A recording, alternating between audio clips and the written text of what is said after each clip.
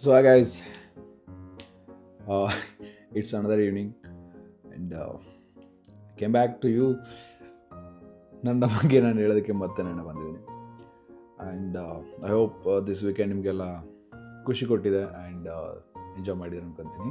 And I think ಈ ವರ್ಷದ ಮೊದಲ ಅಮಾವಾಸ್ಯೆ ಇವತ್ತು. ಎಲ್ಲರೂ ಎಂಜಾಯ್ ಮಾಡೇ ಇರ್ತೀರ. ಗ್ರೇಟ್. ಆ್ಯಂಡ್ ಎಸ್, ಅಮಾವಾಸ್ಯೆ ಶುಭಾಶಯಗಳು. ಆ್ಯಂಡ್ ಎಲ್ಲರದ್ದು ಊಟ ಆಗಿದೆ ಅನ್ಕೊತೀನಿ. Great. And get back to work. ಏನಪ್ಪ ಇವತ್ತು ಸ್ಪೆಷಲ್ ಅಂದರೆ ಇವತ್ತು ಬಿಗ್ ಬಾಸ್ ಫಿನಾಲೆ ನಡೀತಿದೆ ಅನಿಸುತ್ತೆ. ಆ್ಯಂಡ್ ಅಪ್ಪ ಅದು ಒಂದು ಏನೋ ಒಂದು ಪರವಾಗಿಲ್ಲ, ಯಾವುದೋ ನಮ್ಮ ಗಿಲ್ಲಿ ಅವರು ಫೇಮಸ್ ಆಗಿದ್ದಾರೆ. ಬಟ್ ಬಡವ್ರ ಹುಡುಗ, ಬಡ ಕಲಾವಿದ ಬೆಳೀಲಿ, ಅವರೇ ಗೆದ್ದರೆ ನನಗಂತೂ ಖುಷಿ. ನಾನು ಯಾವತ್ತೂ ಅಶ್ವಿನಿ ಗೌಡ ಅವ್ರ ಫಾಲೋವರ್, ಅವ್ರಿಗೆ ಸಪೋರ್ಟ್ ಮಾಡ್ತೀನಿ ಅದೆಲ್ಲ ಇಲ್ಲ. ನಾನು ಬಡ ಹುಡುಗ ಆ್ಯಂಡ್ ನಾನು ಯಾವತ್ತೂ ಬಡವ್ರಿಗೆ ನಾನು ಸಪೋರ್ಟ್ ಇರೋದು. ನಾನು ರೀಸೆಂಟಾಗಿ ಗಿಲ್ಲಿ ವಿರುದ್ಧ ಏನೋ ಒಂದು ವಿಡಿಯೋ ಮಾಡಿದ್ದೀನಿ ಅಂತ ನಾನು ಹಂಗೆ ಅಂತಲ್ಲ. ಓಕೆ, ಐ ಆಮ್ ಆಲ್ಸೋ, ನೀವೆಲ್ಲ ಗಿಲ್ಲಿ ಇವಾಗ ನೋಡಿರೋದು, ಬಟ್ ನಾನು ಗಿಲ್ಲಿನ ನಲ್ಲಿ ಮೂಳೆ ಬಗ್ಗೆ ವೀಡಿಯೋ ಮಾಡೋ ಟೈಮಲ್ಲಿ ಫೇಸ್ಬುಕ್ಕಲ್ಲಿ ಲೈವ್ ಥರ ಬರುತ್ತೆ, ಆ ಟೈಮಲ್ಲಿ ನಾನು ನೋಡ್ತಿದ್ದೆ ಗಿಲ್ಲಿ. I like him. ಒಳ್ಳೆಯದಾಗಲಿ. ಆ್ಯಂಡ್ ಇದೆಲ್ಲ ಆದಮೇಲೆ ಮತ್ತೆ ನಮ್ಮ ವಿಷಯಕ್ಕೆ ನಾವು ಬರೋಣ ಗಾಯ್ಸ್. ಆ್ಯಂಡ್ ನಿನ್ನೆ ನಾನು ಹೇಳಿದ್ದು ಏನಪ್ಪ ಅಂದರೆ ನಿಮಗೆ, ನಾನು ಚೆನ್ನೈಗೆ ಯಾಕೆ ಹೋಗಿದ್ದೆ ಅಂತ, ಚೆನ್ನೈಗೆ ಹೇಗೆ ಹೋದೆ ಅಂತ ಇವತ್ತು ಹೇಳ್ತೀನಿ ಅಂತ ಹೇಳಿದೆ. And so first of all ಚೆನ್ನೈಗೆ ಹೋಗೋಕ್ಕಿಂತ ಮುಂಚೆ ಏನಪ್ಪ ಅಂತಂದರೆ, ನಾನು ವರ್ಕ್ ಹುಡ್ಕೋದು ಎಲ್ಲನೂ ನಾನು Naukri.com ಹುಡುಕ್ತೀನಿ, WorkIndia.com ಹುಡುಕ್ತೀನಿ. ಇವೆರಡು ಅಪ್ಲಿಕೇಶನಲ್ಲಿ ನನಗೆ ಜಾಸ್ತಿ ಇಮಿಡಿಯೇಟಾಗಿ ರೆಸ್ಪಾನ್ಸ್ ಸಿಗುತ್ತೆ. ಓಕೆ, ಈ ಒಂದು ಅಪ್ಲಿಕೇಶನ್ಗಳನ್ನ ಯಾರು ಜಾಬ್ ಹುಡ್ಕೋರಿದ್ರೆ ನೀವು can use that, because immediate response ಬರೋದ್ರಿಂದ ನಿಮಗೆ ಒಳ್ಳೆ ಪಾಸಿಟಿವಿಟಿ ಸಿಗುತ್ತೆ. ಆ್ಯಂಡ್ ಒಂದು ಇಂಟರ್ವ್ಯೂ ಫೇಲ್ ಆದರೂ ಕೂಡ ನೆಕ್ಸ್ಟ್ ಇಂಟರ್ವ್ಯೂಗೂ ಇಮಿಡಿಯೇಟಾಗಿ ಅದರಲ್ಲಿ ಶೆಡ್ಯೂಲ್ ಆಗ್ತಾ ಇರುತ್ತೆ. So that you can go through it. Definitely going to get some benefits of that. And ನಾನು ಅಪ್ಲೈ ಮಾಡಿದ್ದು ಒಂದು ದಿನದಲ್ಲಿ ನಾನು 10 ಇಂಟರ್ವ್ಯೂ ಕೊಟ್ಟಿದ್ದೀನಿ ಒಂದೊಂದು ಸಲ. ಆ್ಯಂಡ್ ಒಂದು ದಿನ I think fine day 2024 May 22ನೇ ತಾರೀಕು ನಾನು ಇಂಟರ್ವ್ಯೂ ಕೊಟ್ಟಿದ್ದೆ ಮಾರ್ನಿಂಗ್ 10 ಗಂಟೆಗೆ. ಇದು ಮಧ್ಯಾಹ್ನ 2 ಗಂಟೆಗೆ ಸೆಕೆಂಡ್ ರೌಂಡ್ ಸ್ಟಾರ್ಟ್ ಆಯಿತು. ಆ್ಯಂಡ್ ಸೆಕೆಂಡ್ ರೌಂಡ್ ಮುಗಿದ್ಮೇಲೆ ಮಧ್ಯಾಹ್ನ ಆಮೇಲೆ 5 ಗಂಟೆಗೆ ಒಂದು ಇಂಟರ್ವ್ಯೂ ಇತ್ತು. ನಮ್ಮಮ್ಮ ಬೈತಿದ್ರು, ಏನು ಅವಾಗಿಂದ ಇಂಗ್ಲೀಷಲ್ಲಿ ಯಾರ್ದೋ ಜೊತೆ ಮಾತಾಡ್ತಿದ್ಯಾ, ಏನೇನು ಮಾತಾಡ್ತಿದ್ಯಾ ಅಂತ. ನಾನು ಮನೇಲಿ ಇಂಟರ್ವ್ಯೂ ಕೊಟ್ಟಿದ್ದೆ, ಸೊ ದ್ಯಾಟ್ ಅಮ್ಮ ಬೈತಿದ್ರು. ಆ್ಯಂಡ್ ಅದಾದಮೇಲೆ ಐ ಥಿಂಕ್ 6 o'clock ನನ್ನ ಫೈನಲ್ ರೌಂಡ್ ಕ್ಲಿಯರ್ ಆಯಿತು. ಪ್ಯಾಕೇಜ್ ಬಂದುಬಿಟ್ಟು ಒಂದಿಷ್ಟು ಪ್ಯಾಕೇಜ್ ಸೆಟ್ ಆಯಿತು. ಆಫ್ಟರ್ ದಟ್ ನಾನು ಏನಂತಂದರೆ ಅವ್ರೇನು ಹೇಳಿದರು, ಸೊ ನಿಯರ್ ಬೈ ಯಾವುದಾದ್ರು ಬಸ್ ಸ್ಟಾಪ್ ಹೆಸರು ಹೇಳಿ ನಾವು ನಿಮಗೆ ಬಸ್ ಬುಕ್ ಮಾಡ್ತೀವಿ ಅಂತ ಹೇಳಿದರು. ಸೊ ದ್ಯಾಟ್ ನಾನು ಗೋಕಾಕ್ ಅಂತ ಹೇಳಿದ್ದೆ, ನಿಯರ್ ಆಗುತ್ತೆ. ಆ್ಯಂಡ್ ಅವರು ಗೋಕಾಕ್ಗೆ ಯಾವುದೇ ಥರ ಟ್ರೈನ್ ಬಸ್ ಇಲ್ಲ ಅಂತ ಹೇಳಿದ್ರು. ಆಮೇಲೆ ಸ್ಟೇಷನ್ ಇಳಿ ಅಂತಂದರು. ಆಮೇಲೆ ಘಟ್ಟಪ್ರಭಾ ಅಂತ ಹೇಳಿದೆ, ನಮಗೆ ಸ್ಟೇಷನ್ ನಾನಲ್ಲಿ ಇಳಿಯೋದು. ಆ್ಯಂಡ್ ಅದಾದಮೇಲೆ ಅಲ್ಲಿ ಹೇಳಿದೆ, ಬಟ್ ಅವ್ರಿಗೆ ಅದು ಸಿಗಲಿಲ್ಲ ಟ್ರೈನ್. ಅಂದರೆ like almost 18 to 20 hours journey, but ಅವ್ರಿಗೆ ಇಮಿಡಿಯೇಟ್ ಹೈರಿಂಗ್ ಬೇಕಿತ್ತು. ಸೊ ದ್ಯಾಟ್ ಅವರು ಏನು ಮಾಡಿದರು, ಫ್ಲೈಟ್ ಏರ್ಪೋರ್ಟ್ ಯಾವುದಾದ್ರು ಹೇಳಿ ಅಂತ ಹೇಳಿದರು. ಆ್ಯಂಡ್ ನಾನು ಬೆಳಗಾವಿ ಅಂತ ಹೇಳಿದೆ. ಆ್ಯಂಡ್ ಅವ್ರೇನು ಹೇಳಿದ್ರು, yes we can going to book flight tickets for you ಅಂತ ಹೇಳಿದ್ರು. ನಾನು ಇವ್ರು ಏನು ಮಾಡ್ತಾರೆ, ನಾನೇನಂತ ದೊಡ್ಡ ಲಾಡು ಭಕ್ತದಾಸ್ ಅಂತ ಅಂದ್ಕೊಂಡು ಸುಮ್ಮನಾಗಿದ್ದೆ. ಆ್ಯಂಡ್ ಸುಮ್ಮನಾಗಿ ಜಸ್ಟ್ ನನ್ನ ಮನೆ ಹೇಳೇ ಇಲ್ಲ, ಲೈಕ್ ಚೆನ್ನಾಗಿ ಜಾಬ್ ಆಗಿದೆ ಅದು ಇದು ಅಂತ. ಜಸ್ಟ್ ಆ್ಯಸ್ ಯೂಶುವಲ್ ನಾನಿದ್ದೆ. And next day I think May 23ಗೆ ನಾನು ಮಾರ್ನಿಂಗ್ ಆ್ಯಸ್ ಯೂಶುವಲ್ ಕಟಿಂಗ್ ಮಾಡಿಸ್ಕೊಳ್ಳೋದಾಯಿತು, ಕಟಿಂಗ್ ಅಂತ ಹೋಗಿದ್ದೆ.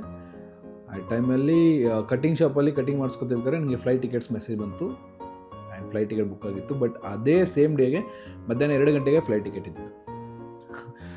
2 ಗಂಟೆಗೆ ಫ್ಲೈಟ್ ಟಿಕೆಟ್ ಇದ್ದಿದ್ದು. ನಾನು ಮನೆಗೆ ಹೋಗಿ ಪ್ಯಾಕಿಂಗ್ ಮಾಡಿಕೊಂಡೆ. ಅಮ್ಮ ಇರಲಿಲ್ಲ, ಅಪ್ಪ ಇರಲಿಲ್ಲ ಮನೇಲಿ. ಸೊ ದ್ಯಾಟ್ ಅವ್ರನ್ನ ಆಚೆ ಹೋಗಿದ್ರು, ಅಪ್ಪ ಡ್ಯೂಟಿ ಹೋಗಿದ್ರು, ಅಮ್ಮ ಆಚೆ ಇದ್ದರು. ಆ್ಯಂಡ್ ರೆಡಿ ಆಗಿಬಿಟ್ಟು ಅಮ್ಮ ಬಂದರು 11:30ಗೆ. ಅಮ್ಮ ಬಂದು ಅಮ್ಮ 2 ದಿವಸಕ್ಕಿಂತ ನಾನು ಜಗಳ ಆಗಿದ್ದೆ. ಅಮ್ಮಂಗೆ ನನಗೊಂದು ಜಗಳ ಆಗಿತ್ತು.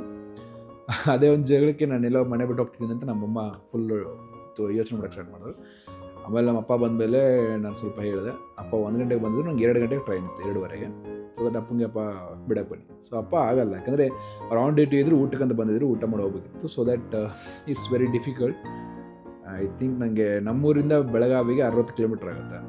60 ಕಿಲೋಮೀಟರ್ ಟ್ರಾವೆಲ್ ಮಾಡಬೇಕಂದ್ರೆ it's going to take about 1 hour ಅಂತ ತೊಗೊಳುತ್ತೆ. ಬಟ್ ನಾನು ಅದಕ್ಕೆ ನನ್ನ ಮಂಜು ಮತ್ತು ರಮೇಶ್, ನನ್ನ ಇಬ್ಬರು ಫ್ರೆಂಡ್ಸ್ಗೂ ನಾನು ಟ್ರೈ ಮಾಡಿದೆ. ಮಂಜುಗೆ ಎಕ್ಸಾಮ್ಸ್ ನಡೀತಿತ್ತು, ರಮೇಶ್ ಯಾವುದೋ ಬೇರೆ ಊರಲ್ಲಿದ್ದ. ಸೊ ದಟ್ ಇಬ್ಬರನ್ನ ಕನೆಕ್ಟ್ ಮಾಡ್ಲಿಕ್ಕಾಗಲಿಲ್ಲ, ಯಾಕಂದರೆ ನನಗೆ ಗೊತ್ತಿರಲಿಲ್ಲ ನನಗೆ ಜಾಬ್ ಆಗಿದೆ ಅಂತ. ಸೊ ಆಮೇಲೆ ಇನ್ನೊಬ್ಬ ನನ್ನ ಫ್ರೆಂಡ್ ಬಸ್ಸು ಅಂತ ಇದ್ದ, ಅವ್ನಿಗೆ ಮೆಸೇಜ್ ಮಾಡಿ ಕಾಲ್ ಮಾಡಿ ಅವ್ನು ಬಂದು ಸೊ ದಟ್ ಫಾಸ್ಟ್ಲಿ ಹೋಗಿ ನಮಗೆ ಬೆಳಗಾವಿ ಏರ್ಪೋರ್ಟ್ಗೆ ಸಿಕ್ತು.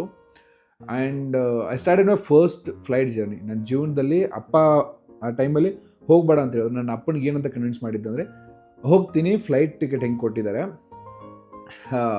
ಜರ್ನಿಯರ್ ಆಗುತ್ತೆ, ನನ್ನ ಫಸ್ಟ್ ಫ್ಲೈಟ್ ಜರ್ನಿ ಇರುತ್ತೆ, ಎಕ್ಸ್ಪೀರಿಯೆನ್ಸ್ ಮಾಡ್ತೀನಿ, ಆಗಿಲ್ಲ ಅಂದರೆ ವಾಪಸ್ ಬರ್ತೀನಿ ಅಂತ ಹೇಳಿದ್ದೆ.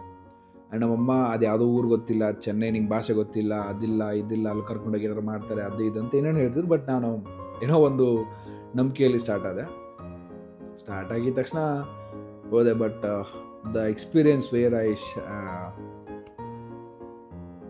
Step in that flight, it is great. IndiGo flight ಅದು, ಬೆಳಗಾವಿಯಿಂದ ಸ್ಟಾರ್ಟ್ ಆಗಿ ಫಸ್ಟು ಹೈದ್ರಾಬಾದ್ ಲಾಂಚ್ ಆಗಿ ಹೈದ್ರಾಬಾದಿಂದ ನೆಕ್ಸ್ಟು ಚೆನ್ನೈಗೆ ಟ್ರೈನ್ ಇತ್ತು. ಎಂಟ್ರ್ ಆಗ್ತಿದ್ದಂಗೆ ಇಟ್ಸ್ ಅ ವೆರಿ, ಅವರು ಚೆನ್ನಾಗಿ ಫ್ಲೈಟ್ ಬುಕ್ ಮಾಡಿದ್ರು. ಅಲ್ಲೊಂದು ಒಂದಿಷ್ಟು ಗಿಫ್ಟ್ ಹ್ಯಾಂಪರ್ಸ್, ಆಮೇಲೆ ಫುಡ್ ಎಲ್ಲ ಕೊಟ್ಟರು. ಆ್ಯಂಡ್ ಒಂಥರ ಶ್ಯೂರ್ ಆಗ್ತಿತ್ತು, ಕೈಯೆಲ್ಲ ನಡ್ತಿತ್ತು. ಜಸ್ಟ್ ಫ್ಲೈ ಹೋದಾಗ ಒಂಥರ ಇದು ಬರ್ತಿತ್ತು, ಕೈಯೆಲ್ಲ ನಡ್ಗೋದು. ಬಟ್ ಒಂಥರ ಎಕ್ಸ್ಪೀರಿಯನ್ಸ್ ಮಾತ್ರ ನಾವು ಗೂಗಲ್ ಮ್ಯಾಪ್ ನೋಡ್ತೀವಲ್ಲ, ಗೂಗಲ್ ಮ್ಯಾಪ್ ಸ್ಯಾಟಲೈಟಲ್ಲಿ ನೋಡಿದ್ರೆ ಹಿಂಗೆ ಕಾಣುತ್ತೋ, same to same Google map ಅಂತ ಅನಿಸ್ತು. ಅದು ಐ ಥಿಂಕ್ ಎಷ್ಟೋ ಫೀಟ್ ರೀಚ್ ಅದರಲ್ಲಿ ಹೈಟ್ ಹೋಗಿತ್ತು. ಕ್ಲೌಡ್ಸ್ ಮೇಲೆ ನಾವಿದ್ವಿ, ಕ್ಲೌಡ್ಸ್ ಮೇಲೆ ಹಿಂಗೆ ಹೋಗ್ಬೇಕಾದ್ರೆ ಮಜಾ ಬರ್ತಿತ್ತು ಮಾತ್ರ. ಆ್ಯಂಡ್ ನಾನು ಯಾವತ್ತು ಚಿಕ್ಕ ವಯಸ್ಸಲ್ಲಿ ನಮ್ಮ ತೋಟದ ಮನೆಯಲ್ಲಿ ನಾವು ಹೊರಗಡೆ ಮಲ್ಕೊತೀವಿ, ನಾನು ತಮ್ಮ ಎಲ್ಲ ಹೊರಗಡೆ ಮಲ್ಕೊಂಡು ನಾವು ಆಕಾಶದಲ್ಲಿ ಹೋಗುವಂಥ ಫ್ಲೈಟ್ ನೋಡಿಕೊಂಡು ಮಾತಾಡೋರು, ಒಂದು ದಿವಸ ಈ ಫ್ಲೈಟಲ್ಲಿ ಹೋಗ್ತೀನಿ ಅಂತ. ಬಟ್ ಅವತ್ತು ನಾನು ಸ್ವತಃ ಫ್ಲೈಟಲ್ಲಿ ಕೂತಾಗ ಐ ವಾಸ್ ಫುಲ್ಲಿ ಬ್ಲ್ಯಾಂಕ್.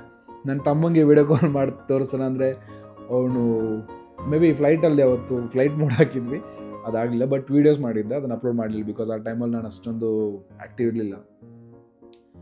ಒಂಥರ ಬೆಸ್ಟ್ ಫೀಲ್ ಇತ್ತು. ಆಮೇಲೆ ನಾನು ಹೈದ್ರಾಬಾದ್ ಏರ್ಪೋರ್ಟ್ಗೆ ಹೋದೆ. ಏರ್ಪೋರ್ಟ್ ನೋಡಿದ್ರೆ ಅದು ಏರ್ಪೋರ್ಟ್ ಥರನೇ ಕಾಣಿಸಿಲ್ಲಪ್ಪ. 700ಕ್ಕಿಂತ ಜಾಸ್ತಿ ಎಕರೆದಲ್ಲಿ ಕಟ್ಟಿದ್ದಾರಂತೆ. ಇಟ್ಸ್ ಲೈಕ್ ಒಂದು ಬೇರೆ ದೇಶ ಥರ ಇತ್ತು. ಹೈದ್ರಾಬಾದ್ ಆದಮೇಲೆ 1 hour ಗ್ಯಾಪ್ ಇತ್ತು. ನಾನು ಹೈದ್ರಾಬಾದ್ ಸಿಟಿ ಸುತ್ಕೊಂಡ್ಬಂದೆ. ಒಂದಿಷ್ಟು ಥಿಂಗ್ಸ್ ಬೇಕಿತ್ತು, ಶೂಸ್ ಬೆಲ್ಟ್ ಎಲ್ಲ ತೊಗೊಂಡೇ ಬಂದೆ. ಆ್ಯಂಡ್ ನನಗೆ ಫ್ಲೈಟ್ ನೆಕ್ಸ್ಟ್ ಇದ್ದಿದ್ದು 1 ಗಂಟೆಗಿತ್ತು. ಅದೇನೋ ಫ್ರೀ ಫೋನ್ ಆಗಿ 11 ಗಂಟೆಗೆ ಟ್ರೈನ್ ಕೊಟ್ಟರು. 11 ಗಂಟೆಗೆ ಹೋಗಿ ಟ್ರೈನ್ ಕ್ಯಾಚ್ ಮಾಡಿಕೊಂಡು I started my journey. And night journey start ಆಯಿತು ಹೈದ್ರಾಬಾದಿಂದ ಚೆನ್ನೈಗೆ. ನೈಟ್ ಜರ್ನಿ ಹಿಂಗಿತ್ತಲ್ಲ ಗಾಯ್ಸ್, ಇದು ತಾರೋಂಕೆ ಜಮೀನ್ ಮೇ ಅಂತಾರೆ ಗೊತ್ತಾ, ಈ ನಕ್ಷತ್ರಗಳ ಲೋಕದಲ್ಲಿದ್ದಂಗೆ ಒಂಥರ. ಏನಂದರೆ ಬೆಸ್ಟ್ ಆಫ್ ದ ಬೆಸ್ಟ್ ಇತ್ತು ನನಗೆ ನೈಟ್ ಜರ್ನಿ. ನೈಟ್ ಯಾರೆಲ್ಲ ನೀವು ಫ್ಲೈಟಲ್ಲಿ ಜರ್ನಿ ಮಾಡ್ಬೇಕಂತಿದ್ದೀರಾ, ಆಲ್ಮೋಸ್ಟ್ ಎಲ್ಲರೂ ಮಾಡಿರ್ತೀರ, ನಾನು ಥರ ಬಡವ ಅಂತ ಯಾರೆಲ್ಲ ಮಾಡ್ತಿರ್ತೀರಲ್ಲ, ಅವರು ನೈಟ್ ಏನಾದ್ರು ನೀವು ಆಚೆ ಹೋಗ್ತಿದ್ರೆ ಬುಕ್ ಮಾಡ್ಕೊಳ್ಳಿ ವಿಂಡೋ ಸೀಟ್ನ. ನೈಟ್ ಒಂಥರ चमचमाते तारे जैसा ऐसा रहता ना जी, जो दुनिया जो ऊपर से देखने तो बहुत मज़ा आता है ಸಚ್. ತುಂಬ ಮಜಾ ಬರುತ್ತೆ ಮೇಲಿಂದ ನೋಡಬೇಕಾದ್ರೆ, ತುಂಬ ಮಜಾ ಬರುತ್ತೆ ನೋಡಿ. ಆ್ಯಂಡ್ ಅಲ್ಲಿಂದ ನಾನು ಹೋಗಿ 1 ಗಂಟೆಗೆ ಚೆನ್ನೈ ರೀಚ್ ಆಗಿ ಅಲ್ಲಿಂದ ಕ್ಯಾಬ್ ಬುಕ್ ಮಾಡಿಕೊಂಡು PG ಹೋಗಿ ಸೆಟ್ಲ್ ಆದೆ. ಆ್ಯಂಡ್ ಚೆನ್ನೈಗೆ ಹೋದಾದ್ಮೇಲೆ ಏನಾಯಿತು ಆ್ಯಂಡ್ ಅಲ್ಲಿ ನಾನು ಮ್ಯಾನೇಜ್ ಮಾಡಿದ್ದು ಭಾಷೆ, ನೆಲ, ಜಲ ಏನಾಯಿತು ಅಂತ ನಾಳೆ ಮತ್ತೆ ಹೇಳ್ತೀನಿ. ಅಲ್ಲಿವರೆಗೂ ಶುಭರಾತ್ರಿ.